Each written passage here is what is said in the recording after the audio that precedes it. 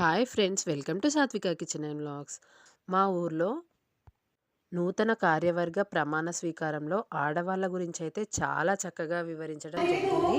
కవితక్క గారు మేము చేసుకున్న పనులన్నీ, ఇంతకుముందు ఏవేవి చేసుకున్నామో వాటన్నిటిని చక్కగా వివరించారు. ఒకసారి వినేయండి. ఎక్కడెక్కడో ఉన్న వాళ్ళమంతా కలిసి ఉంటే కలదు సుఖము, సంతోషము, మానసిక ఉల్లాసము అనే దాని మీద బేస్ చేసుకొని మేము ఏర్పాటు చేసుకున్నాం. ఎందుకంటే అంతకుముందు